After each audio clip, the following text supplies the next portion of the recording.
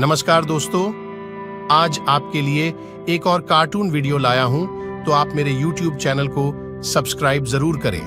भगवान आपकी हर इच्छा पूरी करे। अब हम स्टोरी शुरू करते हैं, जो इस प्रकार से है।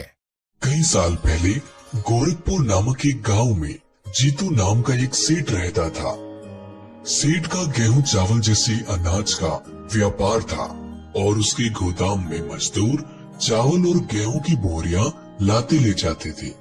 जीतू सेठ वैसे बहुत पैसे वाला था और वह एक ईमानदार और नेक दिल इंसान था। सेठ जी के सभी मजदूरों में उनका एक खास मजदूर था, भीमा। भीमा को सेठ जी अपना सबसे वफादार नौकर मानते थे। अरे ओ भीमा, अभी आया सेठ जी। आज का काम कैसा चल रहा है? मजदूर बराबर काम तो कर रहे हैं ना? सेठ जी, आज गोपाल छुट्टी पर है और राजू आधा घंटा लेट आया है। ठीक है, जाओ अब अपना काम करो। जीतू सेठ भीमा से हमेशा खुश रहता, क्योंकि वह मजदूरों की सारी बात सेठ को बताया करता था, जिससे जीतू सेठ को भीमा पर बहुत भरोसा था।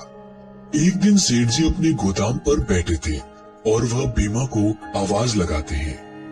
भीमा, जरा इधर आ, मुझे कुछ जरूरी बात करनी है। जी हुजूर, बोलिए।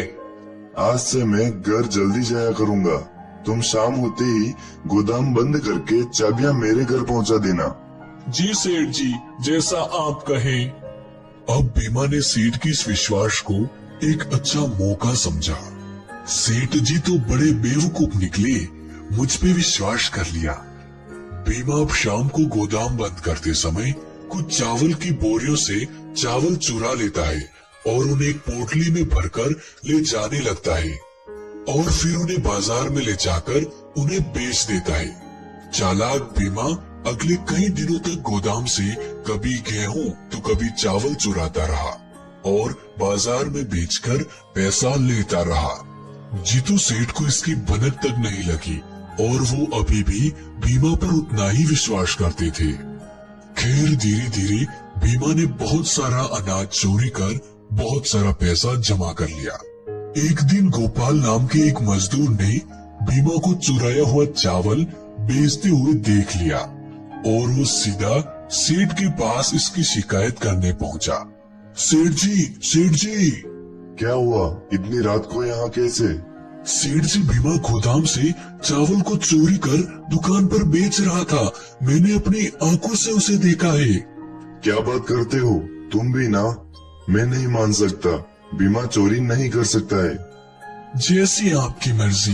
मैंने जो देखा है वो आपको बता दिया, अब आप जानो।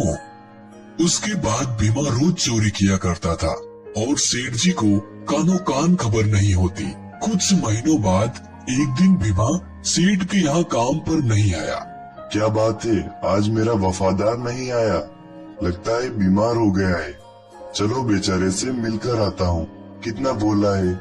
सेठ जी अब भीमा के घर की ओर चले और उन्होंने देखा कि भीमा एक बड़ी दुकान खोलकर बैठा है। आइए सेठ जी, आपका स्वागत है। मैं आपको ही याद कर रहा था। क्या भीमा, ये सब क्या है? आपको तो पता ही है आप कितने कम पैसे देते हैं।